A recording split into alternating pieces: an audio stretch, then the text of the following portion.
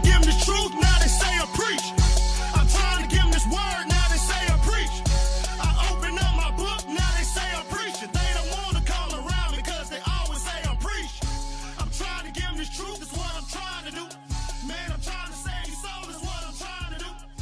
I'm trying to open your eyes to what I'm trying to do. 144,000, don't you want to be counted too? Hey, Shock will take these Hebrews to another level. Shalom, this is Abshaiyah of Israelite Way, and this Sharp Me Sword lesson presentation study is entitled False Accusation, Character Assassination. In this lesson presentation study, I'll be using the Creator's name, which is Yahuwah, and the Messiah's name, Yahushua. Character assassination. False accusation. This is a very disgusting practice. There's nothing positive about false accusation. False accusation destroys. It causes pain and suffering. A lot of people have committed suicide. People have gotten murdered because of false accusation. It has caused division. It has caused breakup. So many negative things that follows false accusation and character assassination. A person who has been falsely accused of rape or pedophilia, even though the facts have come out to prove that the person was innocent, the person's life can never be the same again, because even though he has been found innocent, there's still a lot of people is gonna believe that this person is really guilty. So they can never go back to the way things were before because of the fact of this false accusation that's been perpetrated on the individual. And usually the person who does falsely accuse another person, there's always a malicious intent behind it. It's never to help any situation at all, right? False accusation does not do that. All it does is destroy, and it causes pain and suffering. Accusing and bearing false witness. So there is a serious need to address Yah's requirements for righteous judgment amongst the people of his age. Righteous judgment is needed in society, in the assemblies, and in our homes.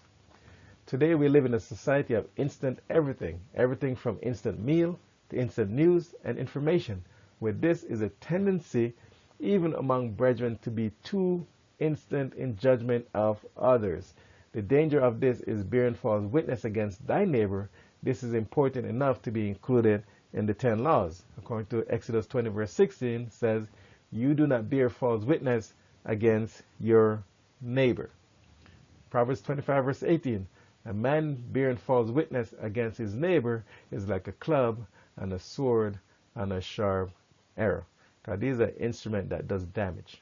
Right? So that's why the scripture is saying bearing false witness against his neighbor is like a club and a sword and a sharp arrow. Because this is what bearing false witness does. It causes damage and it causes pain and suffering. As we're going to look at a couple of videos right now and show what happened when somebody is falsely accused and what it does to their lives. So let's check out this couple of videos right now real quick. Sources are telling me Devontae Sanford is already being transported back to this area and then finally set to be released as early as tomorrow. The 23-year-old has been in prison since he was 14 years old after police said he had confessed to the murders of 4 people.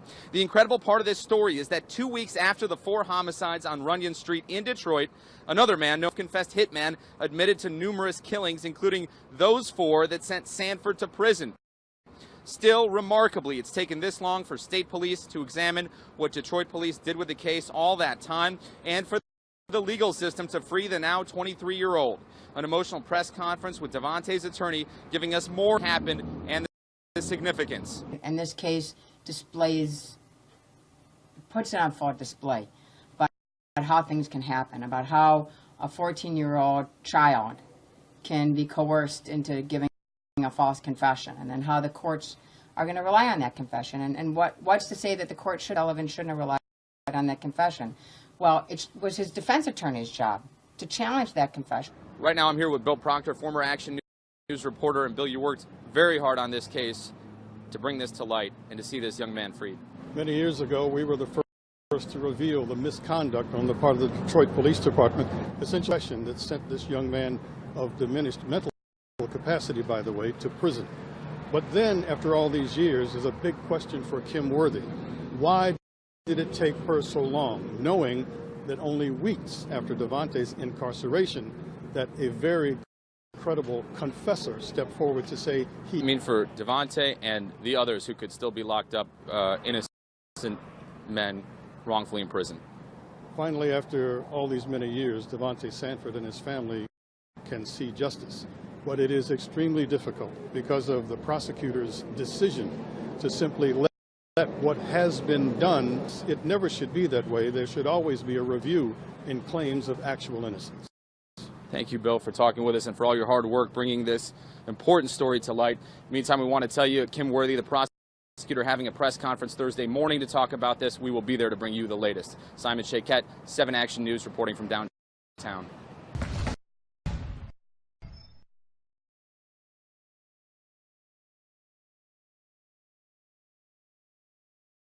I died thinking that I'm a rapist.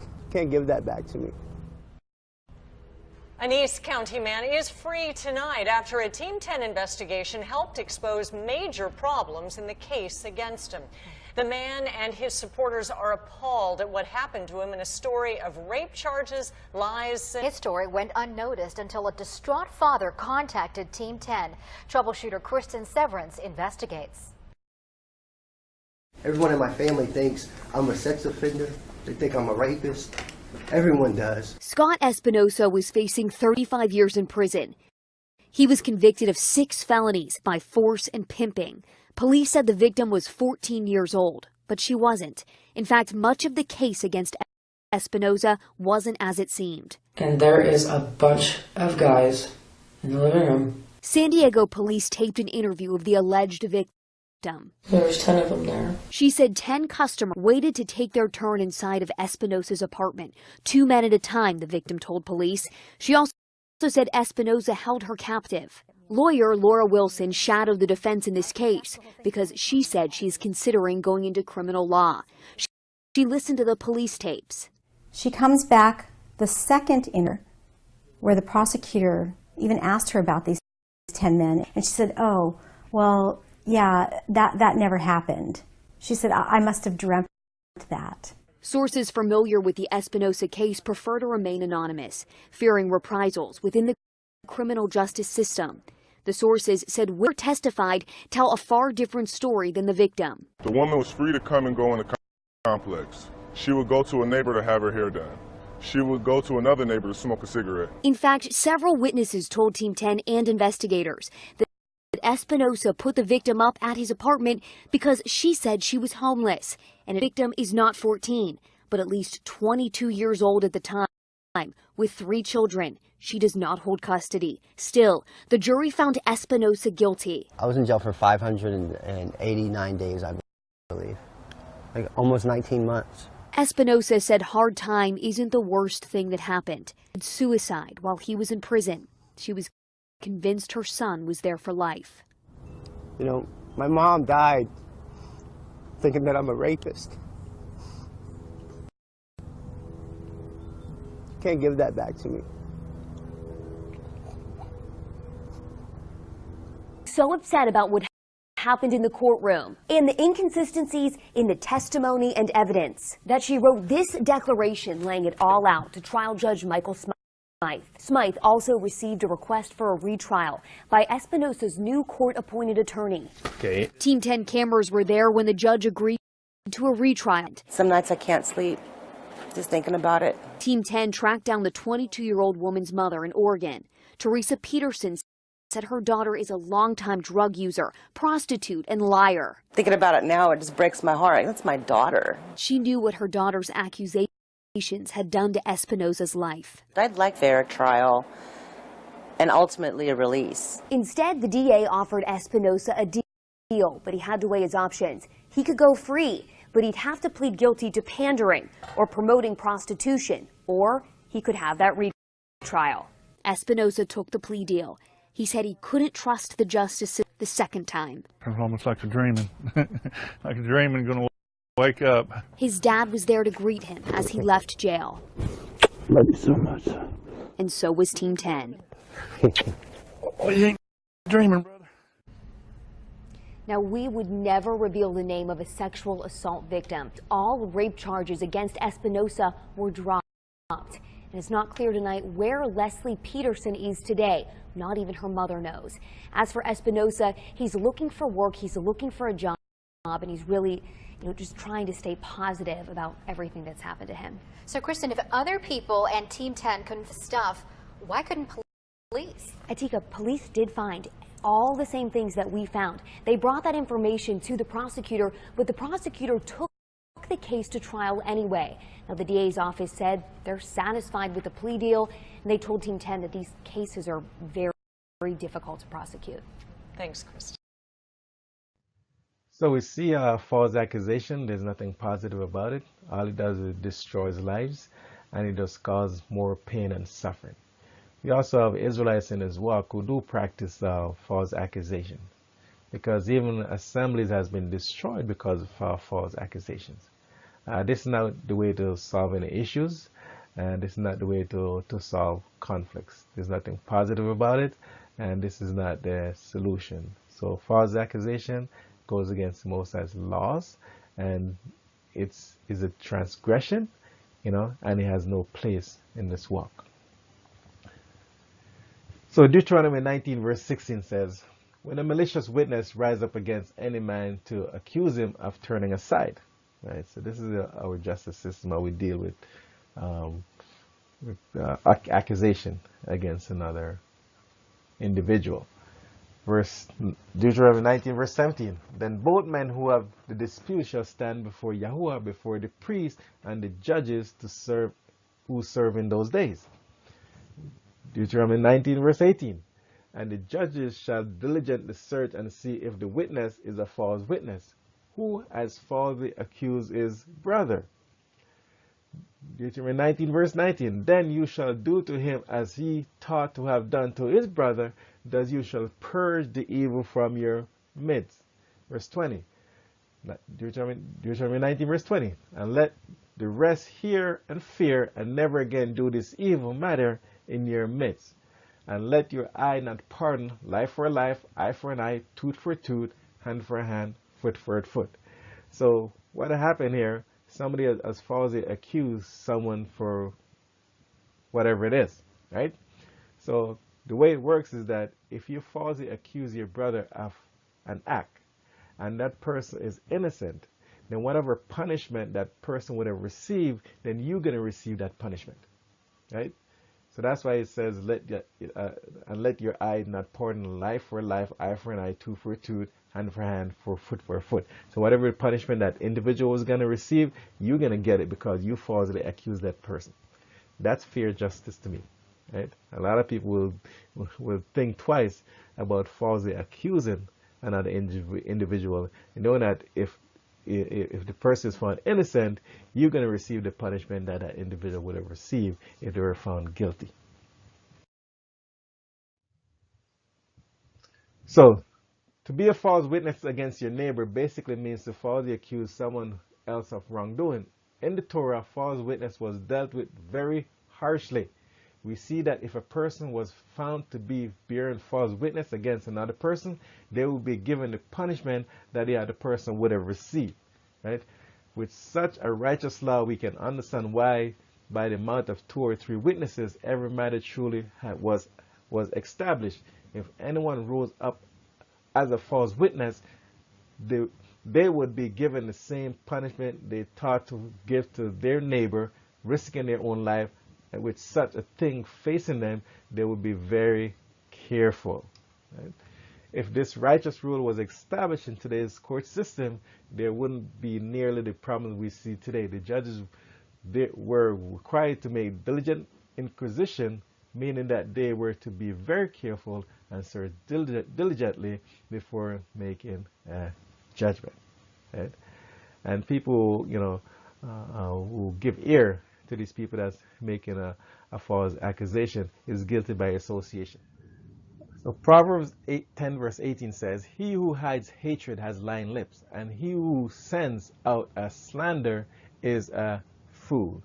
So we have individuals who have hatred in their heart, and they'll come around smiling in your face, and they'll give you hugs and shalloms, but at the same time, behind your back, they're slandering you and making false accusation and carrying gossip.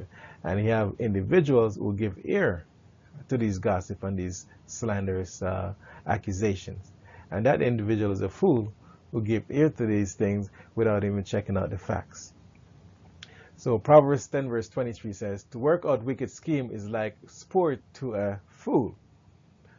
Proverbs 10 verse 32, "The lips of the righteous know what is pleasing, but the mouth of the wrong speak perverseness." Isaiah 32 verse 5, "A fool is no longer called noble, nor the scoundrel said to be respectable." Isaiah 32 verse 6, "For a fool speaks folly, and his heart works wickedness to practice filthiness." A fool is someone who is unwise, lacks sense, and lacks judgment. Fools don't want to learn the truth and turn their eyes away from the truth.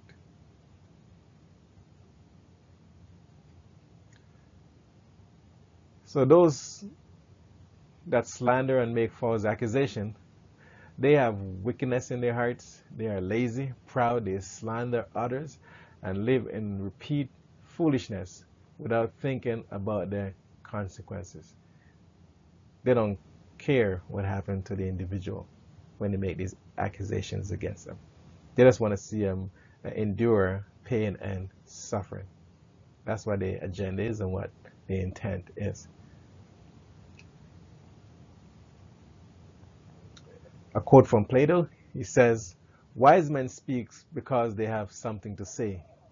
Fools because they have to say something."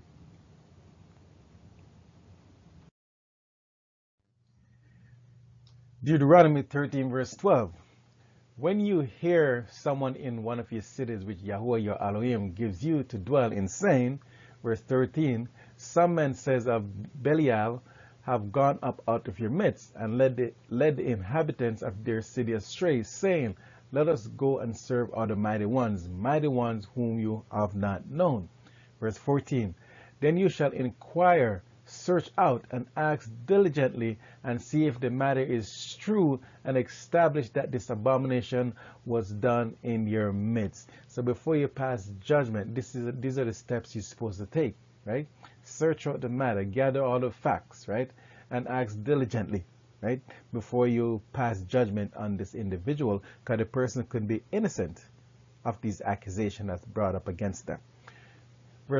Deuteronomy 17 verse 2, "When there is found in your midst, in any of your cities which Yahweh your Elohim is giving you, a man or woman who does what is evil in the eyes of Yahweh your Elohim, in transgressing his covenant," verse 3, "and has gone and served other mighty ones, and bowed down to them, or to the sun, or to the moon, or to any host of the heavens which I have not commanded." Deuteronomy 17 verse 4, "And it has been made known to you, and you have heard, and have searched diligently. Then see if true the matter is confirmed that such an abomination has been done in Israel." Verse 5, "Then you shall bring out to your gates that man or woman who has done this evil matter, and you shall stone to death the man or woman with stones." Verse 6, "At the mouth of 2 or 3 witnesses shall he that is to die be put to death." He is not put to death by the mouth of one witness. So you cannot roll just because one person bring a story, right? And all of a sudden you run with that one story. By 2, you got to get witnesses, right? Witnesses that knows the facts, right, before condemning that individual and passing judgment. Verse 7, "The hand of the witness shall be first against him to put him to death, and the hand of all the people last. So you shall purge the evil from your midst." Verse 8, When any matter arises which is too hard for you to judge between blood and blood, between plea and plea, or between stroke and stroke, matters of strife within your gates, then you shall rise and go up to the place which Yahweh your Elohim chooses. Verse 9, and shall come to the priests and Levites and to the judge who is in those days, and shall inquire, and they shall declare to you the word of right ruling.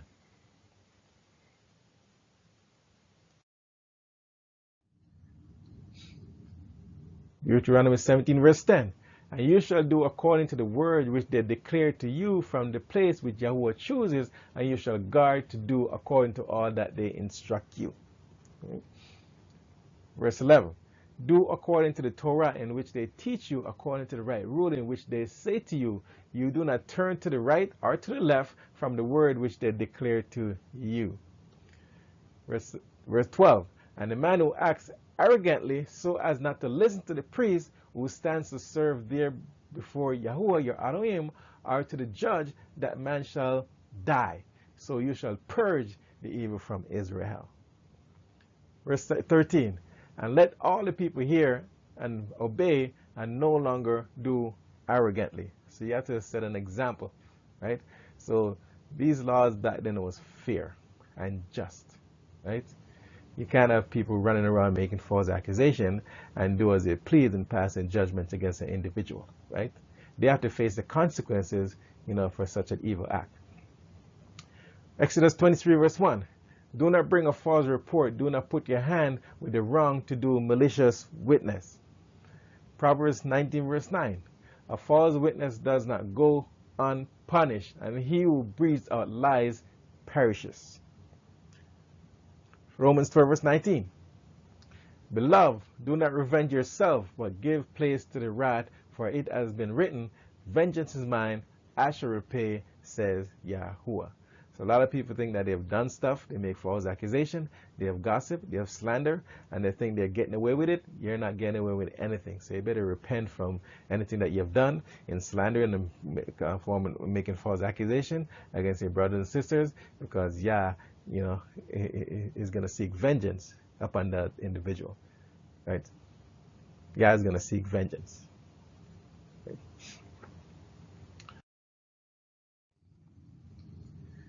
So a diligent inquiry must be made before making any sort of judgment or being a witness against another, right?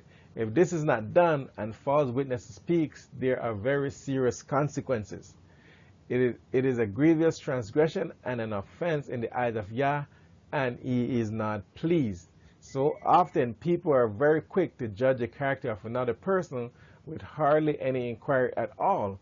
So often we have seen quick, snap judgments and accusation that another person has or is doing something wrong, then the person has truly done nothing at all, right?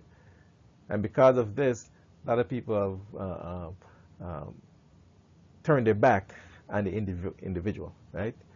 They don't want to speak to them no more.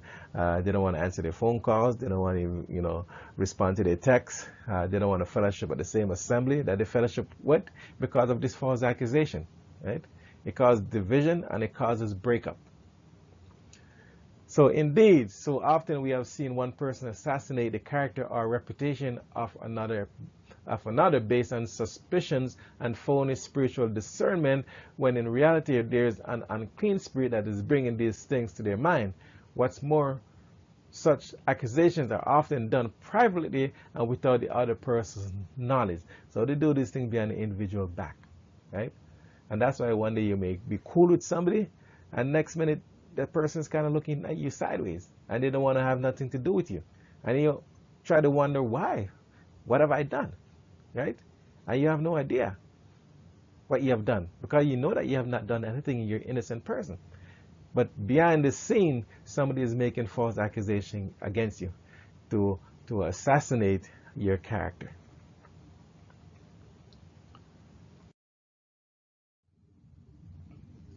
Revelation 12 verse 9 says, and the great dragon was thrown out, the serpent of old, called the devil and Satan, who leads all the world astray. He was thrown to the earth, and his messengers were thrown out with him.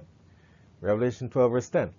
And I heard a loud voice saying in heaven, now have come to the deliverance and the power of the reign of our Elohim and the authority of his Messiah, for the accuser of our brothers who accused them before our Elohim day and night has been thrown down. Verse 11, and they overcome him because of the blood of the Lamb and because of the word of their witness, and they did not love their lives to death. So we know the great accuser, right? Hashatan has been accusing us day and night, right? Making false accusation, making up stories regarding us, right? But it's through the blood of the Lamb, Yehoshua, you know, who came to redeem us. He's the one that saved us from these accusations that the adversaries brought against us. So, Revelation 12, verse 12. Because of this, rejoice, O heavens, you who dwell in them. Woe to the earth and the sea, because the devil has come down to you, having great wrath, knowing that he has little time.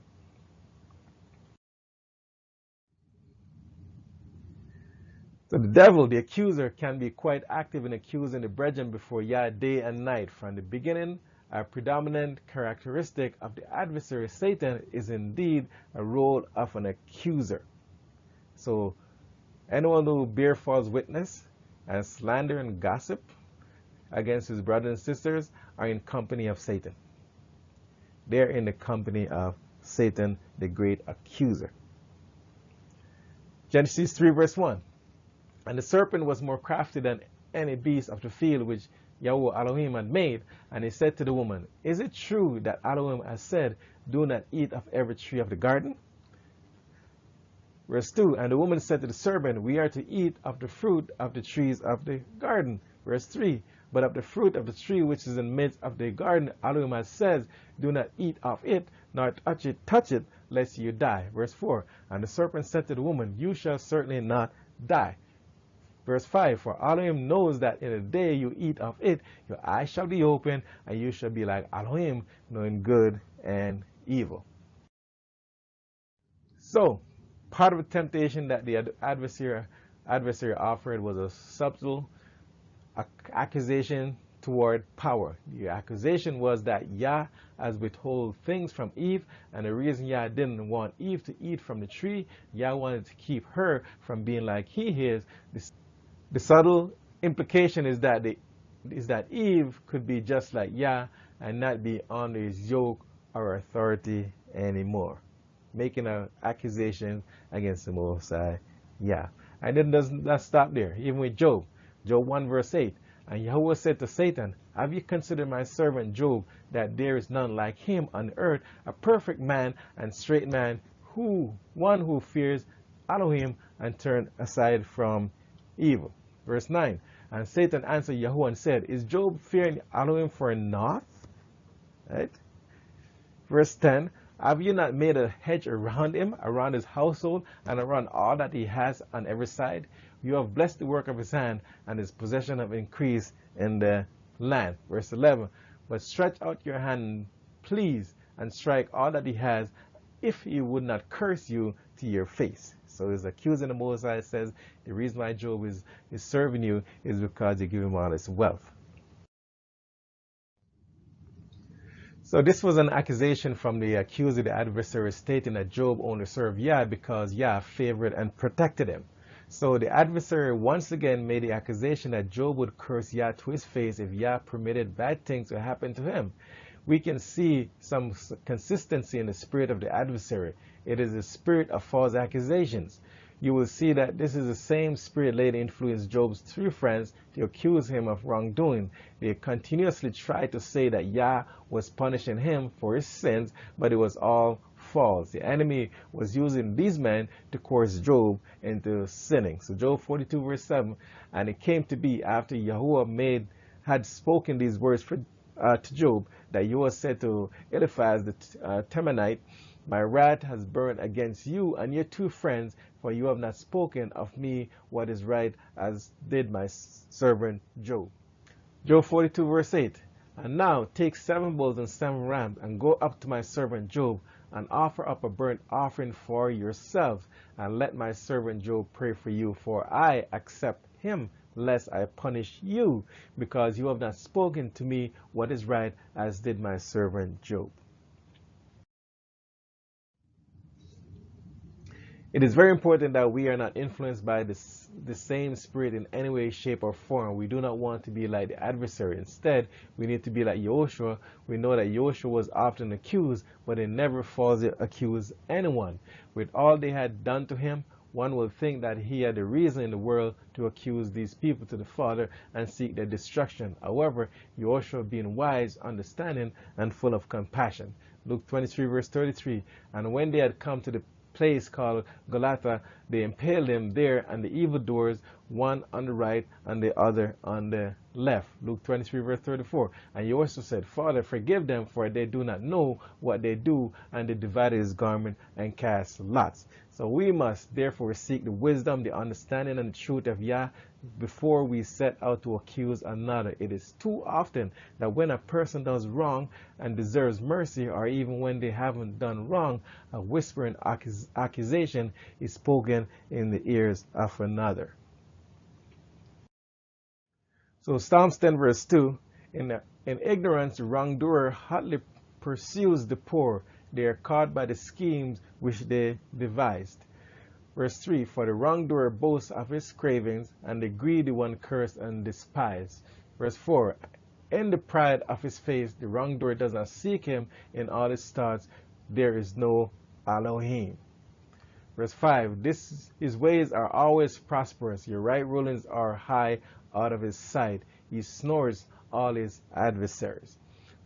Philippians 2 verse 3, do none at all through selfishness or self-conceit, but in humility consider others better than yourself. 2 Timothy 3 verse 1, but know this, that in the last days hard times shall come. Verse 2, for men shall be lovers of self, lovers of money, boasters, proud, blasphemers, disobedient to parents, and thankless, and wrongdoers. Verse 3, unloving, unforgiving, slanderers, without self-control, fierce haters of good. We certainly do not want to have any of these characteristics, including being a false accuser. These are contrary to Yah's righteousness, and we must understand the importance of not being a false accuser. In reality, those who make these claims, most don't really have any proof at all. It's just a bunch of could-be's or maybes or possibilities. We must be very diligent that we do not bear false witness or circulate a false report. Joshua encounters some who made a number of attempts to accuse him. Matthew 12 verse 10. And see, there was a man having a withered hand, and they asked him, saying, is it right to heal on the Sabbath, so as to accuse him? Matthew 27 verse 12. And as he was accused by the chief priests and the elders, he answered not. So a false accuser has no good intention. The intent of a false accuser is not to support, is not to encourage, and is not to build unity. The purpose of a false accuser is to destroy, just as the intent to do with the Messiah was to destroy him in order to bring false accusations against him. So Luke 11 verse 53 says, and as he was saying this to them, the scribes and the Pharisees began to oppose him fiercely and to draw him out on many subjects. Verse 54, watching him and seeking to catch him in whatever he says, so as to accuse him. So in the end, it was false accusation of blasphemy that sentenced him to death. It is so important to not falsely accuse. False accusation is what brought Joshua to be sentenced to death. So Acts 24 verse 5, for I have found this man a plague who stirs up dissensions among all the Yehudim throughout the world, and a ringleader of the sect of the Nazarenes. Verse 6, who also tried to profane the set-apart place, and whom we seized and wish to judge him according to our law. All these accusations they're trying to bring up on the Mashiach in order to destroy him. Verse 7, but the commander Lysias came along with came along and with much violence took him out of our hands. Verse 8, a commandant is accusers to come to you, and by examining him yourself, you shall be able to know all these matters of which we accuse him. So it is the enemies of Yah that spend their time falsely accusing the brethren. It surely should not be that the brethren are falsely accusing one another. Neither do we need to be spending our time finding the latest thing to accuse various individuals. So Jeremiah 29 verse 7, and seek the peace of the city where I have exiled you, and pray to Yahuwah for it, for in its peace you have peace. False accusation do not bring peace, right? It brings chaos, and it brings division, and it brings conflicts. 1 Timothy 2 verse 1. First of all, then, I urge that petitions, prayers, intercessions, and thanksgiving be made for all men, not false accusations, right? Verse 2, for sovereign and all those who are in authority, in order that we lead a calm and peaceable life in all reverence and seriousness. So be assured we will be falsely accused by the world. However, Peter wrote that we are to live our lives in such a way that our works bring shame to those who falsely accuse us. 1 Peter 3 verse 8. To sum up, let all of you be like-minded, sympathetic, loving as brothers, tender-hearted, humble-minded. Verse 9. Not returning evil for evil, or reviling for reviling, but on the contrary blessing, knowing that you were called to this in order to inherit a blessing. Verse 10. For he who wishes to love life and see good days, let him keep his tongue from evil and his lips from speaking deceit. 1 Peter 3 verse 11. Let him turn away from evil and do good. Let him seek peace and pursue it. Verse 12. Because the eyes of Yahuwah are on the righteous, and his ears are open to their prayers, but the face of Yahuwah is against those who do evil.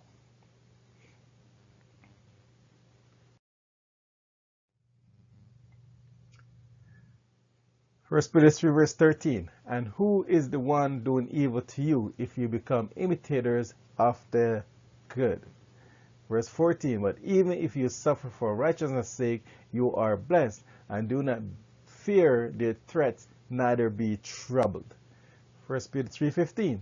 But set apart Yahuwah Elohim in your hearts, and always be ready to give an answer to everyone asking you a reason concerning the expectation that is in you, with meekness and fear. Verse 16. Having a good conscience, so that when they speak against you as doers of evil, those who falsely accuse your good behavior in Messiah shall be ashamed. Verse 17. For it is better, if it is the desire of Elohim, to suffer for doing good than for doing evil. 2 Peter 2 verse 11. Beloved ones, I appeal to you as sojourners and pilgrims to abstain from fleshly lusts which battle against the life. Verse 12. Having your behavior among the Gentiles good, so that when they speak against you as evildoers, let them, by observing your good works, esteem Elohim in a day of visitation. It is so often there are those whose mind is so focused on evil and wrong that is quick to accuse others of doing evil and wrong. We should not be among the false accusers. If it is we who have to deal with the false accusers, then we should surely not be like them.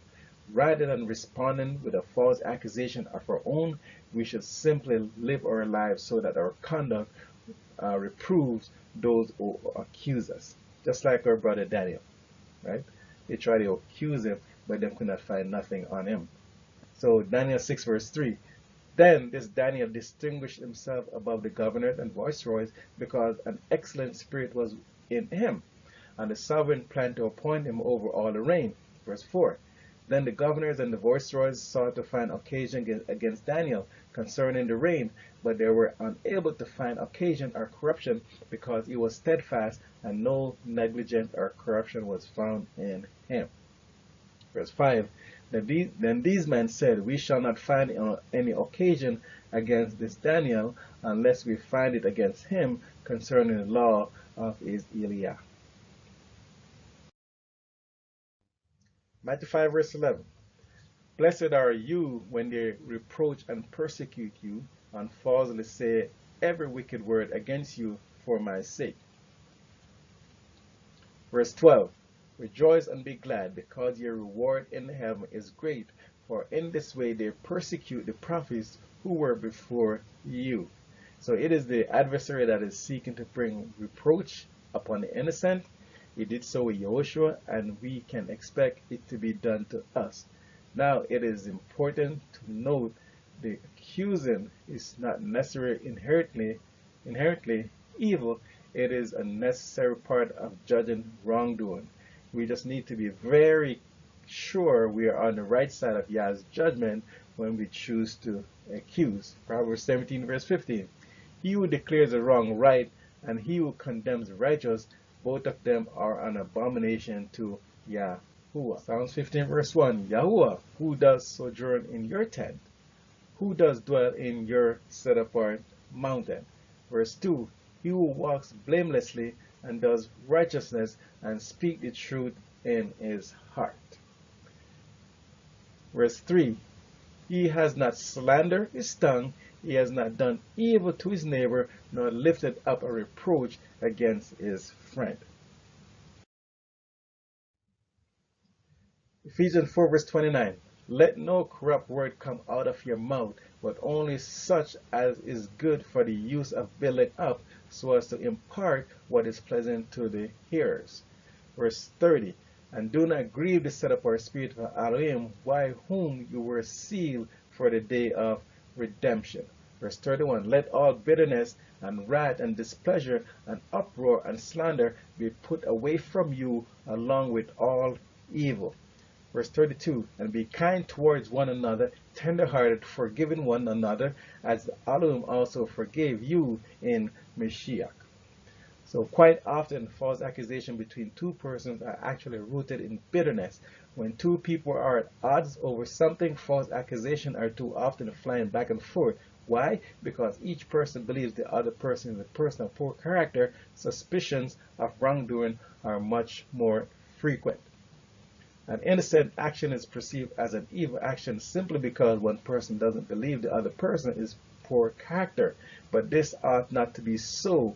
We must be true witness in every matter and not let the defiling work of bitterness cloud and defile our judgment. Matthew 18 verse 15. And this is how we reconcile conflicts, according to Matthew 18 verse 15 to 17. And if your brother sins against you, go and reprove him between you and him alone. If he hears you, you have gained your brother. Verse 16. But if he does not hear, take with you one or two more, that by the mouth of 2 or 3 witnesses every word might be established. Verse 17. And if he refuse to hear them, say it to the assembly. And if he refuses even to hear the assembly, let him be to you like a Gentile and a tax collector. Exodus 23 verse 1. Do not bring a false report. Do not put your hand with the wrong, to be a malicious witness. Exodus 23 verse 2. Do not follow a crowd to do evil, nor be a witness in strife, so as to turn aside after many, to turn aside what is wrong. So we should beware and keep ourselves from any false matter. Too often email and text is a playground for such things. One person's emails or text something and it gets forwarded all over the internet and social network. We should not pass on something unless we know it for sure to be true. Exodus 23 verse 7. Keep yourself far from a false matter, and do not kill the innocent and the righteous, for I do not declare the wrong right. Verse 8. And do not take a bribe, for a bribe blinds the seeing one and twists the words of the righteous. We should seek the truth of a matter, lest we be found guilty of spreading a false report. So when we think of evil of another and we really do not know for sure, we are wise to not assume the thought to be true, and we are wiser still not to condemn them, especially if we have our own personal issues to overcome. So often a person thinks or says evil of another when they themselves are guilty of the same even greater sins. They are knocking everyone over with the huge timber in their eyes while they accuse another person to make themselves feel better. The minute you judge another's salvation for his or her lack of understanding in the matter, you're endangering yourself, because who knows if you might be ignorant in another matter. We need to be wise, understanding, and merciful, just as Joshua was, who was so merciful. We are far better off not to accuse another of wrongdoing in our minds or with our mouths, unless we are 100% sure of the matter. If we are unsure, we can choose to investigate and make diligent inquiry. If we find it to be so, we should take it to that person rather than whisper it to someone else. For what good does it do to tell everyone else about a person's transgression? It doesn't help or love the transgressor. It will be an act of love to tell the brother or sister who transgressed. Telling some other person is not the answer. Hiding it from the person is not the answer. Going to the person is a way of righteousness and compassion. So it could be that you did not have correct information about the matter, and therefore we're wrong in judgment. Always listen when going to the person, and always get both sides of the story, right, in order to make a final judgment. A lot of people just hear one side of the story and they run with it, right? Then they start gossiping and start slandering and start forming their own opinion, right? And before you know it, it's blown out of proportion, right? And this thing gets out of control, right? And it happens so often and so frequent, and it causes so much conflict and so much fights, right? And this and division, right, amongst the brethren.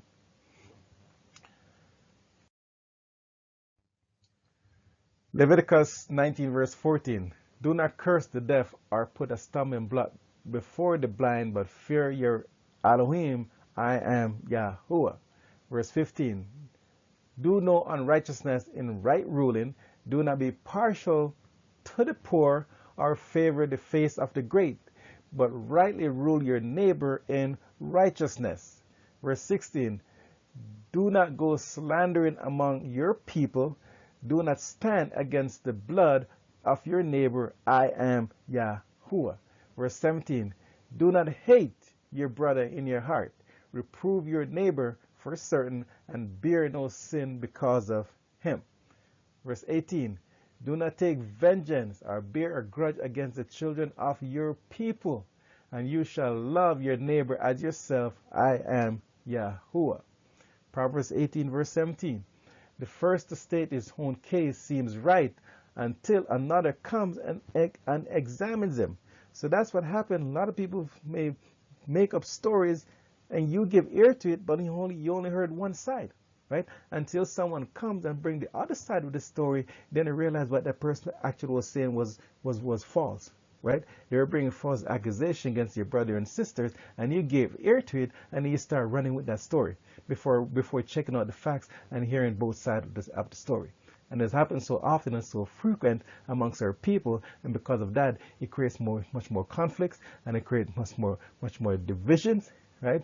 And more fights, and more hatreds, and more grudge, and so many negative things that develop because of just simple acts and people not, using their due diligence in order to take the time to go check out the facts, right? Even go to the individual that the false accusation has been against to find out what the true story is. But yet they just hear that one side of the story and they take it and they just run with it.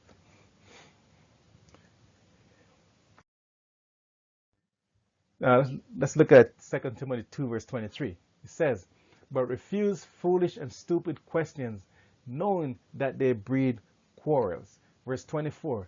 And the servant of the master shall not quarrel, but be gentle towards all, able to teach, patient when wronged. Joshua 3 verse 13. Who is wise and understanding among you? Let him show by his good behavior his works in meekness of wisdom. Verse 14. But if you have bitter jealousy and self-seeking in your hearts, do not boast against and lie against the truth. Verse 15. This is not the wisdom coming down from above, but it is earthly, unspiritual, demonic. Verse 16. For where jealousy and self-seeking are, there is confusion and every foul deed. Verse 17. But the wisdom from above is first clean, then peaceably, gentle, ready to obey, filled with compassion and good fruits, without partiality and without hypocrisy. Verse 18. And the fruit of righteousness sown in peace by those who make peace. And you have some individual who would twist scripture to try to justify their accusation, because the intention is never good, right? Their pleasure is just to see the individual suffer. That's what the intention is. So, to exceed or go beyond what have been written would constitute an arrogance with respect to the adequacy of what Yahuwah had caused to be written. Learning not to exceed what is written is the same as speaking where the Bible speaks and being silent where the Bible is silent. Failure to maintain this kind of serious respect for Yahuwah's written word will certainly cause us to go astray.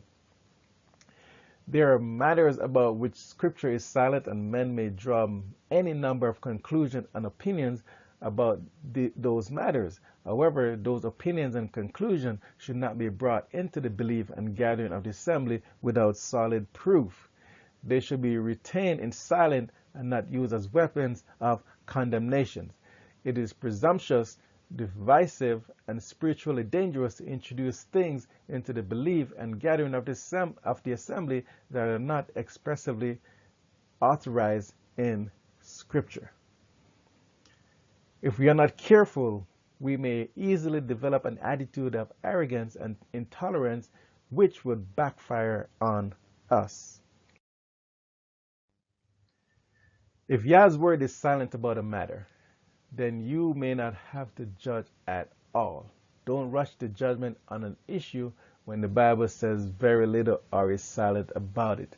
Don't make more of a matter than Yah makes of it.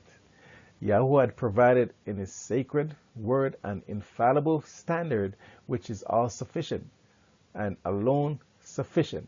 He showed, however, that men had not been satisfied with his teaching, but had gone outside of the scriptures to frame for themselves religious theories, opinions, and speculations, which were the real occasions of the unhappy controversies and strife which had so long desolated the religious world. However, the scriptures teaches and operates from this very principle.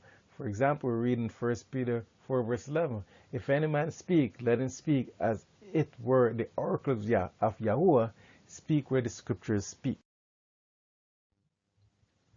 Colossians 3 verse 17, whatsoever you do in word or deed, do all in the name of Yahshua the Messiah. To operate in the name of the Messiah is to operate by his authority. Therefore, we are not to act when there is no authority for the said action. And these scriptures listed here states our purpose to do only those things which are authorized by the scriptures. We treat Yahuwah's written word with reverence, accepting it as complete and adequate, and refuse to alter it in any way. 2 Timothy 3 verse 16 to 17. So when we are meek, we won't be so quick to unrighteously judge another. When we are not so quick to unrighteously judge another, we are ourselves spared. We are going to need all the mercy we can get on the day of judgment. Therefore, let's cease from snap judgments based on false pretenses, phony spiritual discernments, false witness, and evil thoughts. Let's cease from false accusation based on mere suspicions and spiritual pride, lest we find ourselves imitating the father of lies. Let's cease from falsely accusing a person based on past experiences with others. Every person is different. Let's forever seek to intercede and plead the case of the falsely accused.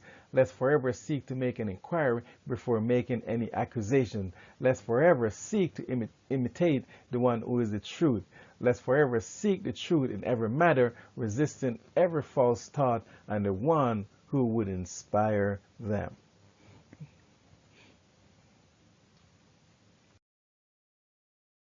This brings us to the end of this lesson presentation study, and I hope you're able to understand how demonic making false accusation is. And personally, I don't see how anyone who gets pleasure in making false accusation would ever make it into the kingdom. And I petition to the Most High, yeah, that you will exercise his vengeance without mercy to anyone who practice false accusation and cause pain and suffering and destroy another individual.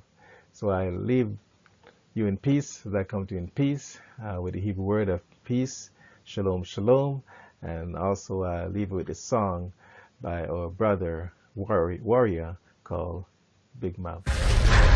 Yeah, every time you turn around, you got your mouth wide open, talking about this and that. Over there, you over here, you everywhere. Big Mouth Almighty. Yeah, that's who I call you. Yeah.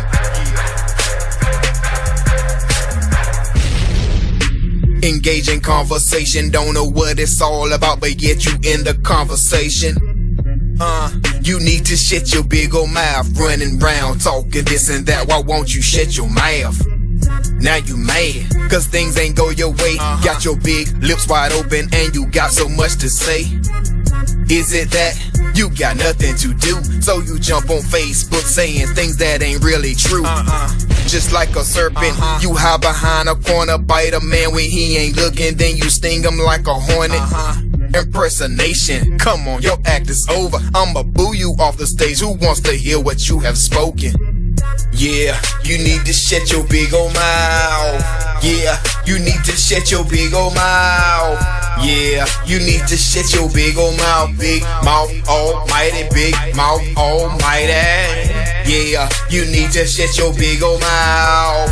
Yeah, you need to shut your big old mouth. Yeah, you need to shut your big old mouth. Big Mouth Almighty, Big Mouth Almighty. Full of slander, cause you get paid no mind. If you did, you would be poor, cause pennies, boy, ain't hard to find. Yeah, he sees your flapping gums, looking like Mr. Ed chewing on freaking bubble gum. Touch not my prophets, and do no harm. Don't you dare speak against them, take heed, for you have been warned. Remember days, there will be many. Eternity in the lake, and many days there will be plenty. Can't tell you nothing. There you go, running Big Mouth Almighty. From afar I see you coming, holding a bucket. You can't hold a thing, just like you got a loose gut that's about to blow, that's known to stink. Yeah, you need to shut your big old mouth. Yeah, you need to shut your big old mouth. Yeah, you need to shut your big old mouth. Big Mouth Almighty, Big Mouth Almighty. Yeah, you need to shut your big old mouth. Yeah, you need to shut your big old mouth. Yeah, you need to shut your big old mouth. Big Mouth Almighty, Big Mouth Almighty. House to house, you travel like a camel, straight busybody, known to start so many freaking scandals. Ain't learned a thing for sin you have embraced. Willful sin and stiff-neck nigga all up in people's face. We stay away, but love you from a distance. Who said love was about a bunch of fleshly hugs and kisses? I saw a toad with spores upon his back, hopping from a lily pad with poison all up in its sacks. Big mouth, as if you always yawning, always clinging to the one that really don't know how you coming. You can't suppress it, them demons start to fester, bringing forth evil words that you have hid like a treasure. Yeah, you need to shut your big old mouth. Yeah, you need to shut your big old mouth. Yeah, you need to shut your big old mouth. Big Mouth Almighty, Big Mouth Almighty. Yeah, you need to shut your big old mouth. Yeah, you need to shut your big old mouth. Yeah, you need to shut your big old mouth. Big mouth almighty, big mouth almighty. Shut your big old mouth. Shut your big old mouth. Shut your big old mouth. Shut your big old mouth, nigga.